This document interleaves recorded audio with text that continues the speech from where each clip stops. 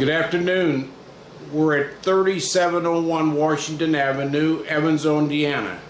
And we have the pleasure of being at Mr. and Mrs. Lloyd Brinker's house.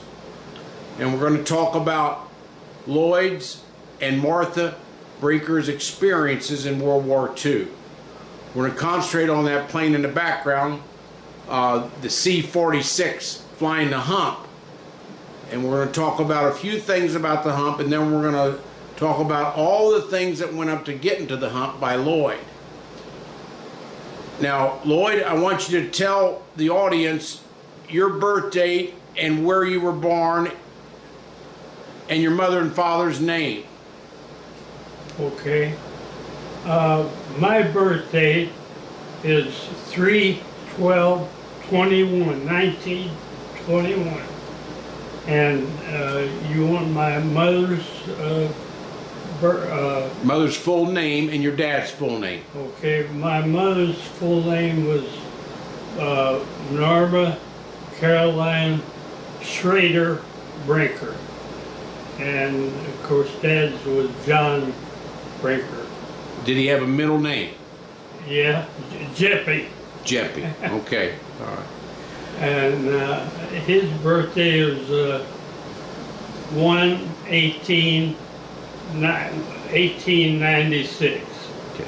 And Mom's, I can't tell you, but she was a little bit younger than him, maybe 3 or 4 years. And where were you born? What hospital or at home? I was born at home on Tennessee Street, 903 West Tennessee Street. That's right here in Evansville. And how many brothers and sisters did you have? And were you the oldest? I had two brothers, no sisters.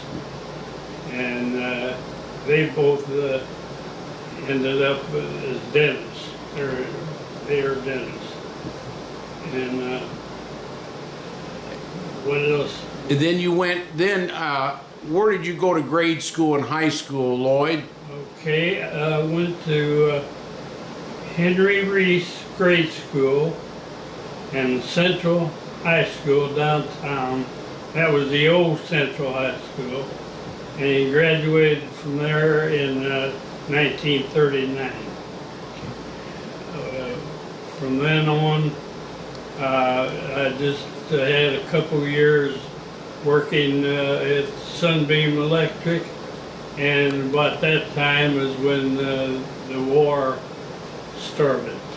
And Sunbeam Electric was owned by Mr. Carson. That's and correct. Mr. Carson, if you look at a lot of bullets made, they have S on some of the bottom of the bullets, and that means Sunbeam. Sunbeam did a lot in World War II. Can you tell what they were making there in 1939 to 41 while you were there? I didn't know exactly, but I know that they made a lot of ammunition, but what kind I can't tell you. What was your job there? My job at Sunbeam was I was in the inspection department, worked for Henry Keller in the old plant. Where was the plant? It was on Reed Street in Martin. Is it still standing, that plant? No, it's been torn down. Or part of it has been torn down. But part of it is still standing, yes. During that period of time, 39 to 41, Hitler was doing a lot of things over in Europe. We didn't know the Japanese were going to go after us. But what did you and your two brothers and what did your mom and dad think about 1939 to 41 before they dropped the bombs on us in Hawaii? Well, you know, I don't think we really talked about it very much. You know, I always was interested in flying.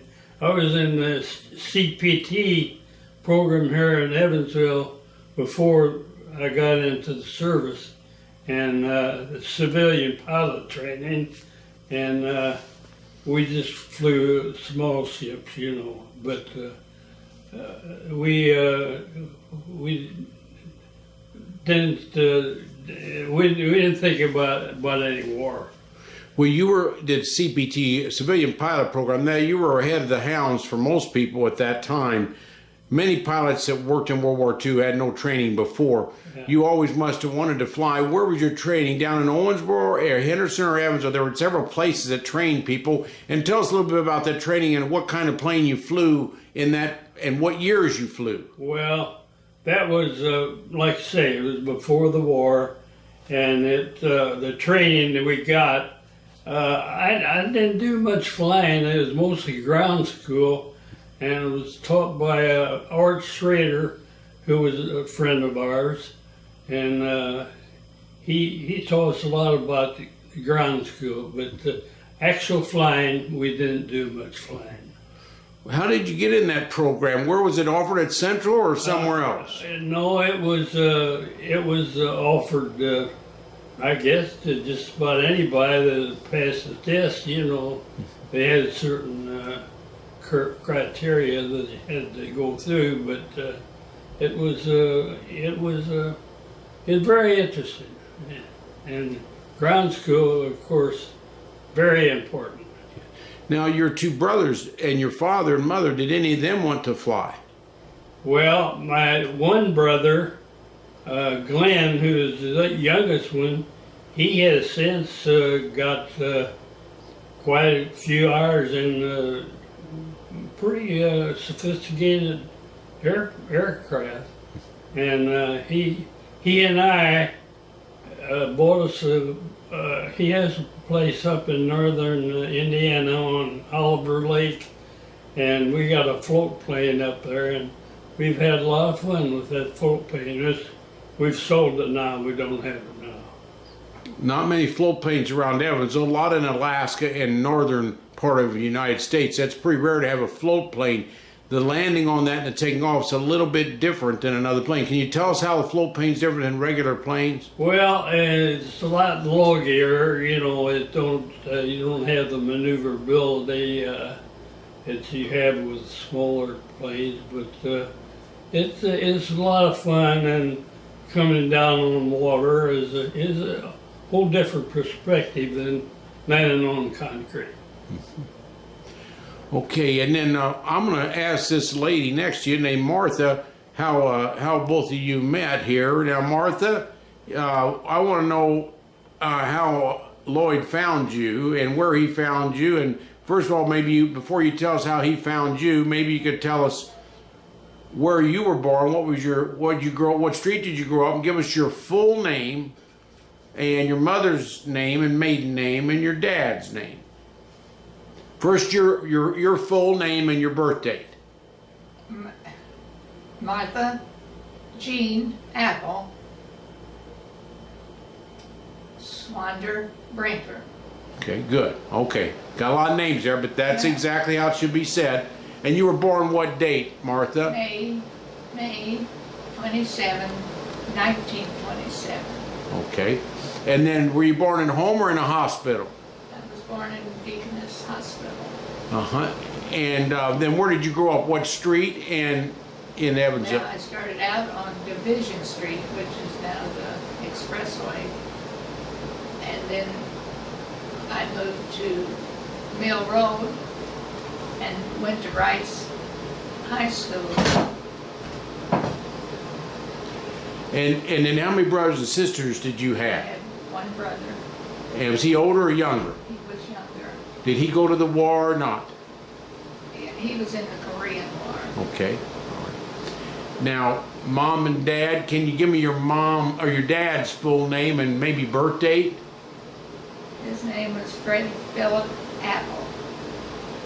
That was A-P-P-E-L. And when was he born? Do you remember what date? 1890s or Yeah, it was. That's all right. How about mom? What was her full name? Include her maiden name. Her full name was Wilhelmina Sailor Apple. Spell sailor? S-A-I-L-E-R. Wilhelmina was a common name at that time. You don't see it as much now. Now, how did Lloyd find you, and what grade school did you go to again in high school, and then how did Lloyd find you, and what year did he find you? I don't remember. Okay, well, he might remember. Let's see. That's his mother. This is Mother's Day today, so Yeah. we got your daughter here, but we're going to ask Lloyd. Lloyd, where'd you find this pretty lady? Well, we both lived in the same area out in Lakewood Hills and Capitol Helms, off Oak Hill Road. And a lady who we both knew introduced us when her first husband died and my wife died. I see. Okay, what year was that about? That's 75. 75. 1975. Okay, all right. Okay, now I'm going to get back here to Martha. Martha, now if you were born in 27, World War II broke out in 1941 for the United States, so you were about 14 years old. Tell me what you and your mom and dad thought about World War II and Hitler and the Japanese. Well, my dad had been in World War I, and he watched it very closely. And every once in a while, he'd be very upset over something. But I didn't pay too much attention to it. I was in the 8th grade, I think. And I just knew we were at war, but I was safe, so I didn't have anything to worry about. And your dad must have gone in 1917, got out in 18 or something like that. But did he go over to France? And Yes, he was in France. yeah, that was a tough war. Mm-hmm. He didn't like war. He knew what war was like. Yes, he knew what it was all about. And he didn't talk too much, but every once in a while there'd be something he would come up with and tell us about. But, and we really weren't that interested to even ask too many questions. Didn't believe war.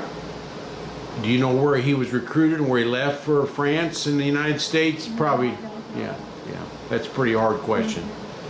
Okay, now what we're going to do is we're going to talk a little bit about, Lloyd, I'm going to want you to start here on when you got in the service and why you got in the service. Tell us why you got in the service and what year it was, and then give me place to place to place in order. Okay. Well, of course, when the Japanese bombed Pearl Harbor, it come over the radio, and I can recall laying on my front room floor, and it come over the radio that they had bombed Pearl Harbor, who nobody knew where it was, you know. And so we, what we did is, the first thing I wanted to do was enlist. And 2.5 months after December 7th, 1941, I enlisted at Lexington, Kentucky into the Army Air Corps. And that's where I started out as a pilot. As training. And it wasn't a pilot, it was just a private in the Army Air Corps. And then later on, I was sent to, about 3 or 4 months later, there was a whole bunch of people trying to get in. And they sent me to San Antonio, Texas, where there's about 8,000 other prospective people trying to get in. And I spent, I think, maybe 90 days at San Antonio, and then I was sent to to Muskogee, Oklahoma, for primary training. Then basic training I got from Enid, Oklahoma, and then Pampa, Texas is where I graduated into twin engine pilot training. What date was that? That was in February of 43. Yeah. February 43. So from 1 year of enlistment, you enlisted about February of 42. Yeah. By 1 year, you had your pilot's license for a two-engine plane. That's correct. That's pretty fast. Well, you must have been tops of your class. I mean, you amazed. That's amazing to do that fast in a year. They were all doing it, Mark. They were all going through a pretty rigid training, and you know, they told us when we graduated, well, there won't be too many of you coming back, but you're going to do a service to your country. And of course, nobody ever thought of not coming back. You know, we're all coming back. That wasn't the way it was. Out of those 8,000 you had in there, how many washed out? Oh gosh, Half of them or 3/4? I'd say 3/4 of them. Yeah. As far as pilot training is going. So you had good vision, you had good dexterity of your hands and feet. Did you learn that as a child? Why? I mean, being a pilot, you got to use all four extremities. And you got to use your mind. You have to have depth perception. What do you think helped you become a pilot like that? That's an amazing feat for somebody that really wasn't a pilot before. Well, I think my determination.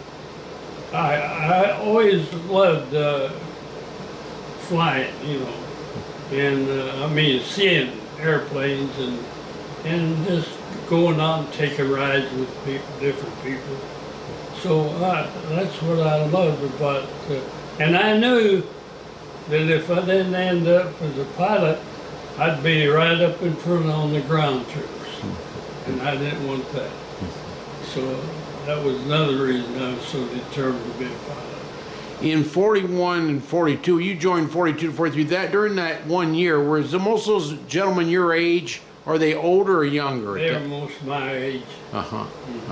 Most of them gotten out of high school, and that's what they were doing. Right. Now there's a few older ones, and maybe officers already in grade that wanted to come back and try flying. I remember we had some majors and I think some light colonels that started out in flying, and they had already got their commissions, and they came through a little bit different route than we did, I'll tell you. Now, you flew this, and then let's see, we then graduated and you had your diploma. Now it's 1943, February 43. Then where did you go overseas? Okay, after I graduated from Pampa, Texas, and as a twin engine pilot, and they sent me up to a place in someplace up in the west. I can't think of the Billings, Montana, and that's where we got into C-46 training, and then from there they sent me to India, which I didn't know. They talked about the Hump, and I didn't know anything about the Hump, but that's what it was. And then the Hump is a Himalayan mountain range from way up in Natal down to Burma. And Burma has since changed. They're a different country now.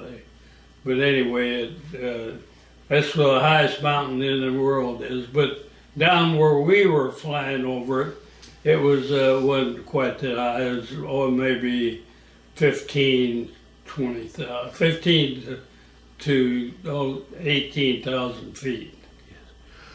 Okay, so then you left Billings, Montana. Did you go over the Pacific or go over the Atlantic to get to India? Went over the Atlantic, went through Africa, down through South America, then Africa, and landed at a place in India called, I can't think of the name of it now, but it's on the west coast of India, is where we landed. Bombay? No. No. Okay. I can't think of the name of it now, but it was on the west coast of Africa, of India, and then they in turn shipped us to the east part of India, where we took up residence at a place called Moranberry, and that was their town called Deborgar, India. So that was in Bengal or really? Well, it was in Assam. It was in Assam province. Yes, yes. And you lived there for quite a while then. 13 months. 13 months. Now, how did you get? What plane did you take from Billings, Montana, to South America to South Africa over? It wasn't a C-46. They just put you on a transport plane. I just deadheaded over there on a regular transport plane. Were other pilots with you, or just? Actually, from Africa to India, I was the only commissioned officer on the plane. They had me flying mail duty. They had to have one officer on the plane that took over, supposedly be responsible for the mail. This place. Now we have a picture of the plane over the Himalayas. This is a plane of Lloyd Brinker's over the Himalayas. One like he flew. Those are great big engines on the C-46s. I think 2,800 horsepower each. 2,800, two of them. Two of them, and they had a lot of lift power, like 40,000 pound lift or 40,000 pound lift or so. I forget exactly what it was, but it was a workhorse for the transport because all we hauled over the Hump was gasoline to our troops over there and any of our allies, you know. And so, we did have some allies over there. So tell me about how many times you flew over the Hump. Tell me how the weather was. I mean, the weather is terrible. You get up 14 to 18,000 feet, how cold it is up there, and how the landing in China was, and how the landing in India was.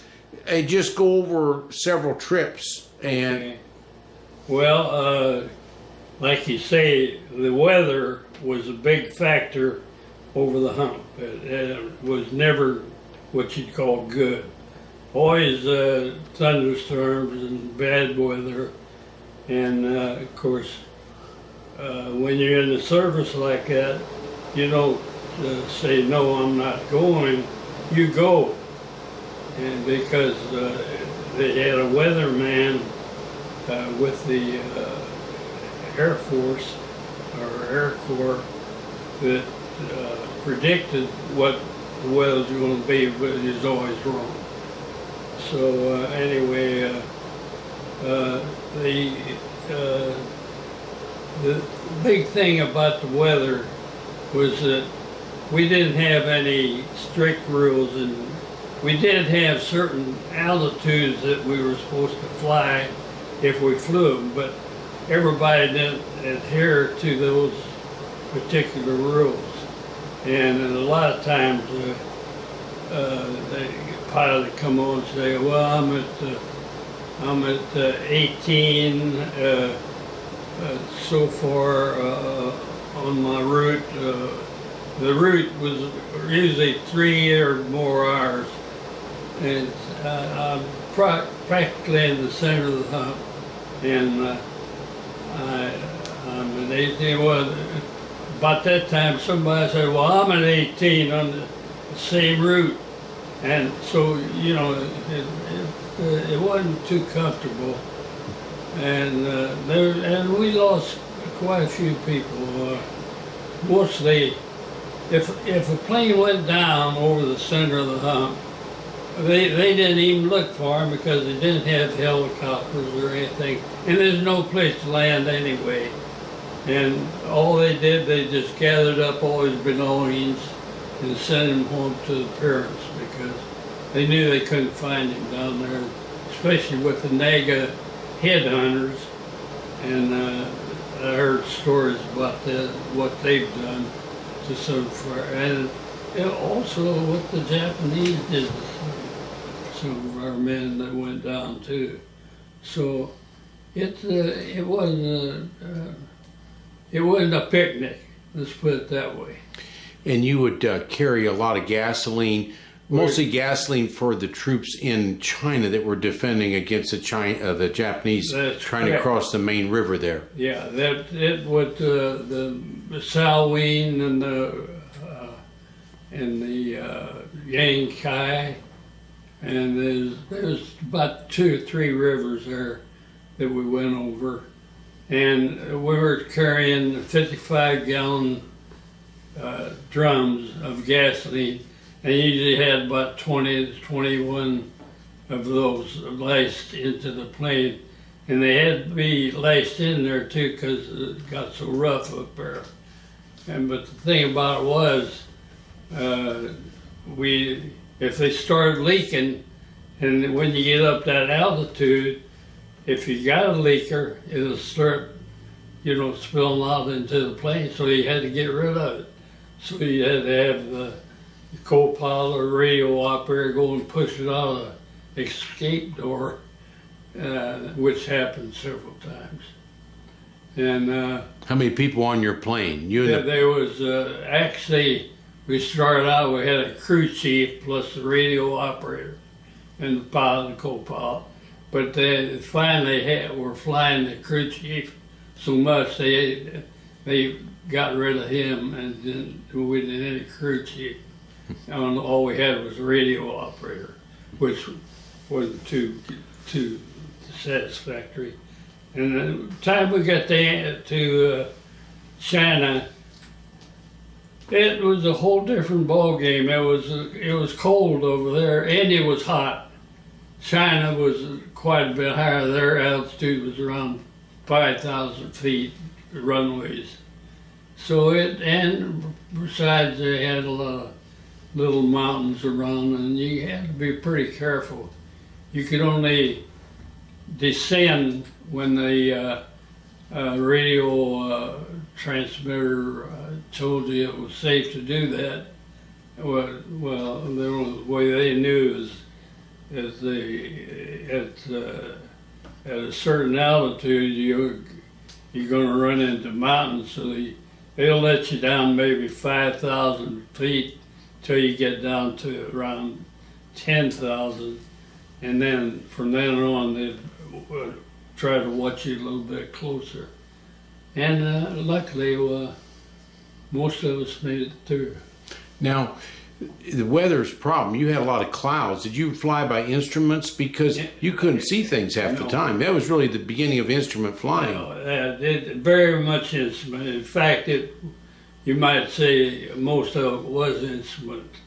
And we learned one thing, that you trust your instruments. You got to trust those instruments. What else have we got?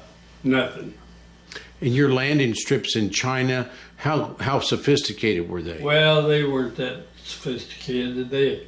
I remember one place we went in, at Kunming, they were putting in a new runway, and they were pulling this big roller and had all these Chinese coolies, I don't know, maybe 100 of them pulling this big concrete roller down the runway to smoothing it out, So things weren't too sophisticated over in China at that time. However, I think it's changed now. When your wheels hit the ground, did they ever have a problem of having deficiencies in the runway? They didn't have marks and mats there. They just had ground that was tried to be level, but your tires are so heavy. Did you ever have problems landing?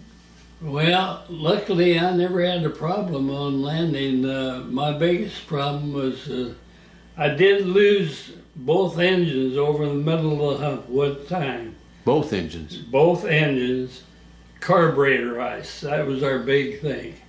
And when they quit, well, I just chopped the throttles, and thank God I could see their RPM coming up.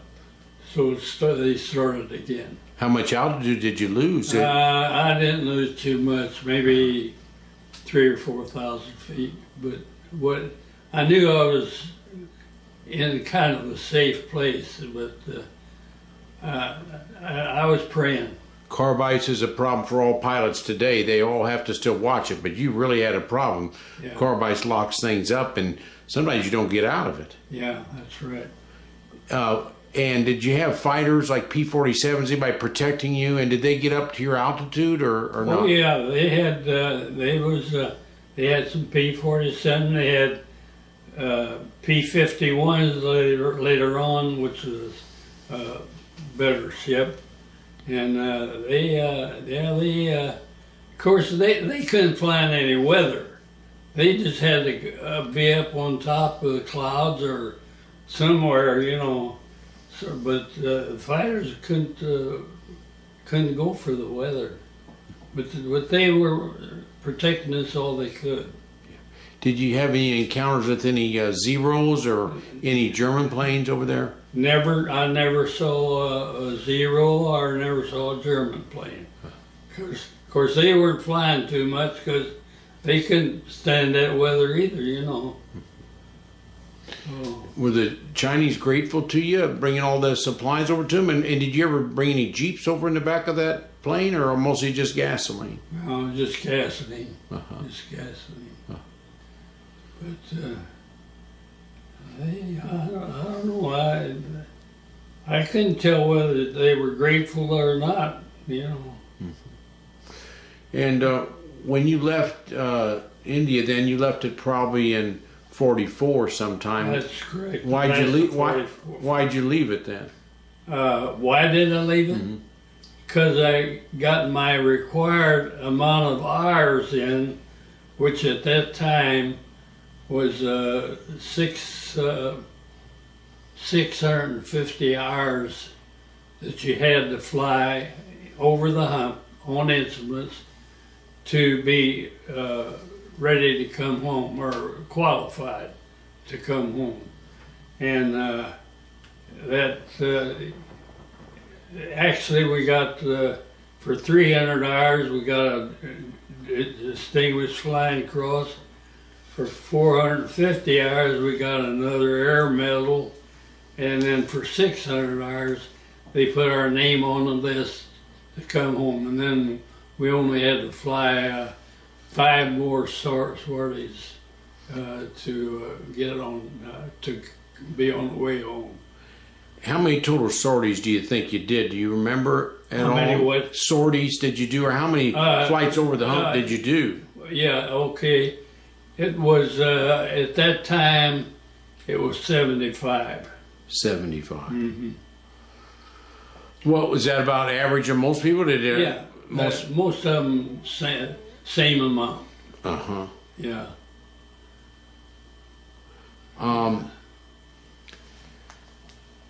When you then did you come back to the United States, or where'd you go to after in '44? Where'd you go after that? Well, I came back to Topeka, Kansas, where my wife was living at that time, and then I got in the ferry command, and all we did was ferry new ships from the factory to the base or flying school or wherever they needed us. What kind of planes did you fly? Well, let's see, B-25 was one, and then some training planes, some PT, just regular training planes.